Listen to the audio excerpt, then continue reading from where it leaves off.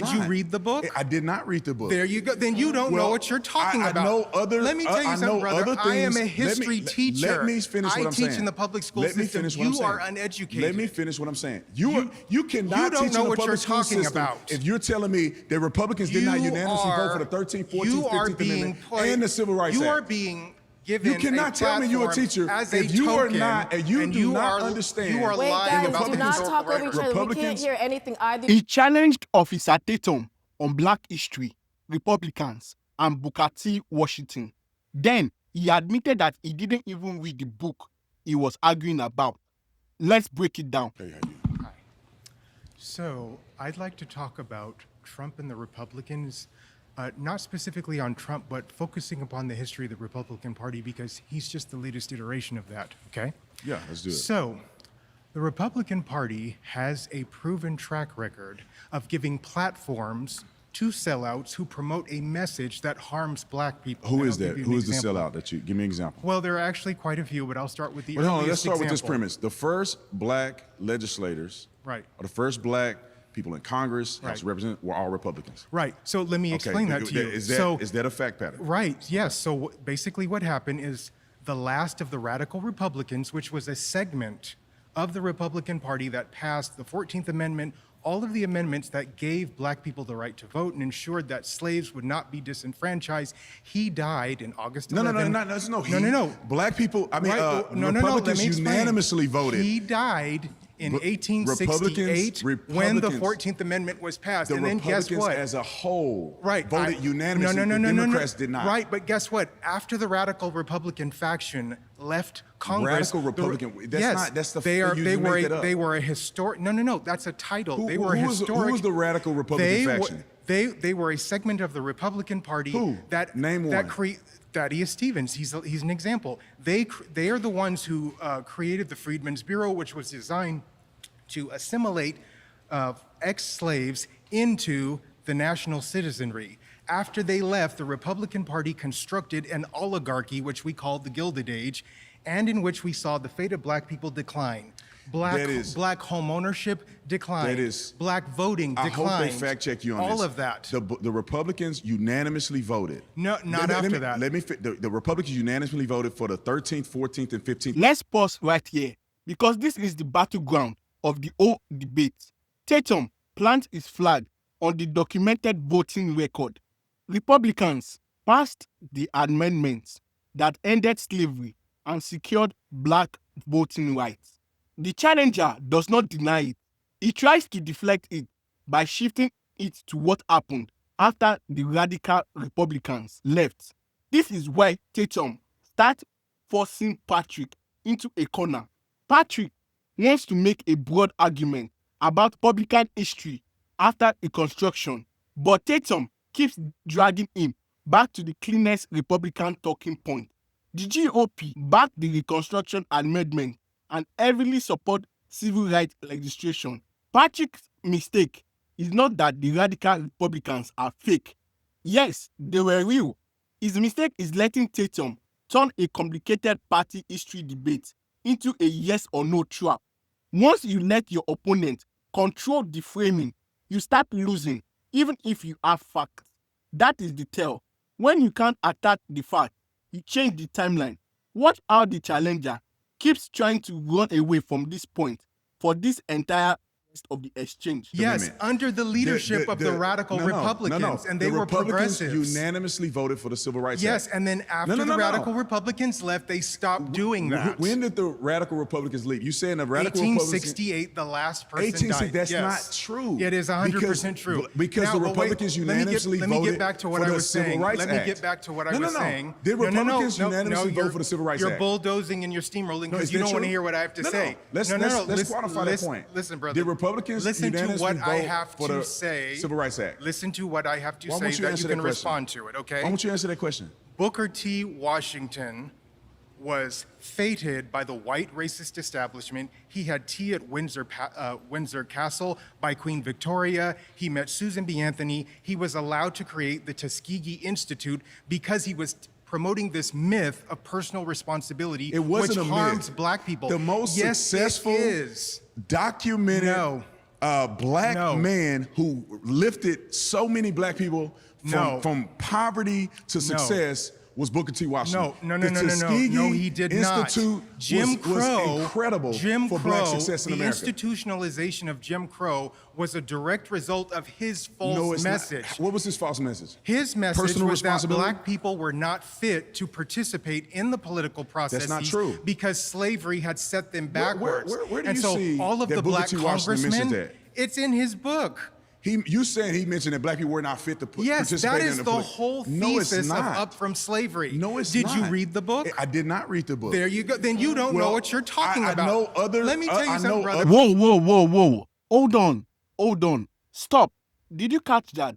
This man is a self-proclaimed history teacher, betting the core thesis of a foundational book, and then he admits that he hasn't even read it. This is like a chef trying to criticize a gourmet meal without ever tasting it, or like a mechanic telling you your engine is short without even popping up the hood. For minutes, the challenger has been quoting up from slavery, calling Washington a sellout and a liar, and then telling the audience what is in the book.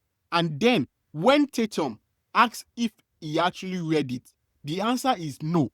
You cannot do that. You cannot build an entire argument on a book you have never read or you have never opened, and then demand everyone else be fact-checked.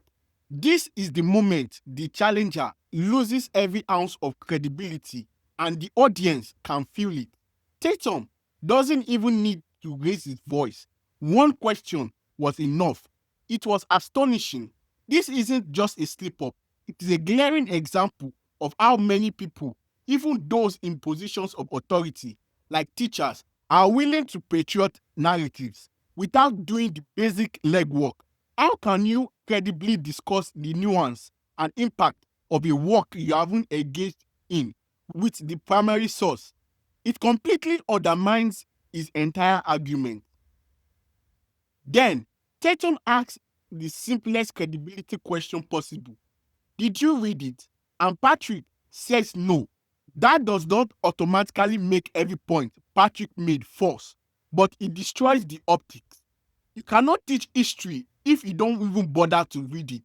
If you are going to attack the thesis of a book on camera, read the book, period. I am a history teacher. Let me finish what I'm saying. I teach in the public school system. You are uneducated. Let me finish what I'm saying. You cannot teach in the public school system if you're telling me that Republicans did not unanimously vote for the 13th, 14th, 15th Amendment and the Civil Rights Act. You are being given You cannot tell me you're a teacher if you are not, and you do not understand. You are Wait, lying guys, about do not the talk over each other. We can't Republicans- hear anything either you are saying. He's not allowing me to make a single point. Because I'm making points. No, because you're afraid. Of what? Of the truth. I just explained to you. When you earn a living answer? off of lies, you are afraid of the truth. Give me a lie that I've told. The idea that Republican policies benefited black people, and that is not true. I just gave you Republican policies. No, let me give you an example. Give me examples that they've hurt black people. I'll give you an example. During the Hoover administration, 43% of the black people who were employed in domestic work. And the reason for that is because they were shut out of truly gainful employment. And the segment who was hurt the most were black men. Black women could get jobs as maids and things of that sort, but black men, any job that gave them the opportunity for social dignity, value, and worth, they were systematically denied, and a lot of it had to do with Booker T. Washington's message.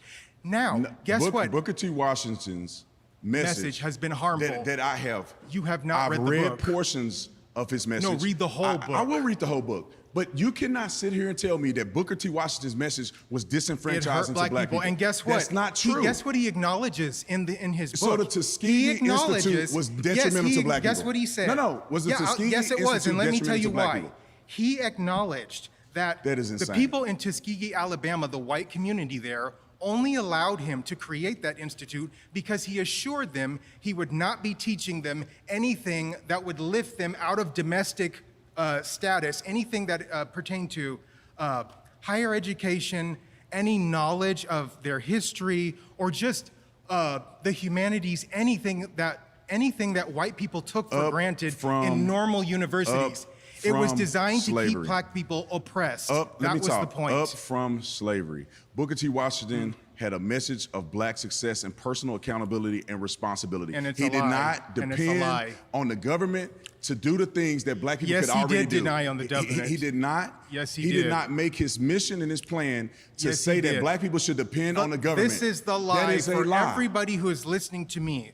The lie is that black people should focus solely upon family and their economic status and ignore agitations It's for not social ignoring, it's social equality. prioritizing. No, It's and he actually prioritizing says the family, he actually says in that personal book responsibility. that agitations for social equality are the extremist folly because black people are not prepared to be social equals to white people. He actually says that That's has not- been the that's not a program of the pejorative. Republican Party ever since First then. of all, that's a lie. And now, guess what else That's a happened? lie. So, after Why did the Democrats have, until Cory Booker recently, had the longest filibuster against the Civil Rights Act? right, I'll tell you The why. longest in history, So basically, what besides the happened recent one. is prior to that act, there were a number of Dixiecrats who were the inheritors. Racist Democrats. I'll tell you, the inheritors of slavery, chattel slavery, and then the Jim Crow era that Racist took its Democrats. place. Guess what? After those acts, the Voting Rights Act and the Civil Rights Act were passed. Unanimously guess by what? Republicans. There was a 20 to 30% shift away from the Democratic Party into the Republican Party. And then, surprisingly, Nixon begins his war on drugs, which is a part of his law and order program. And guess what happens? Black people become 6 to 7 times higher to be arrested for drug abuse versus white people. They are mass incarcerating us, and it is directly tied to Republican policy. No, Okay, it's we not. have to Let me- pause here. We have to pause here. You have been voted out by the majority. Let's read that line one more time because it tells you how this debate really ended. The challenger didn't lose on a technicality. He was voted out by the room. The same way the host ended the last confrontation when his guest got the upper hand. But this time, the collapse was earned. He made claims he couldn't prove, blamed Jim Crow on a book he never read, and then demand evidence from everyone except himself. When the audience stopped listening, the debate was already over. The lesson is brutal and simple. If you are going to talk about history, read the book first. What do you think? Was Officer Tatum right, or was the history teacher wrong? Let me know if there's any point I missed during this video. Let us know in the comments below. Don't forget to like this video, subscribe to the channel for more straight talk, and hit the notification bell so that you don't miss our next breakdown. Don't forget to like, hype up the video, share and subscribe, and hit that notification bell so that you don't miss any of our next breakdown. And I'll see you all in the next video. Until next time, take care everyone. Thank you so much. If you would like to be the next debater, get to that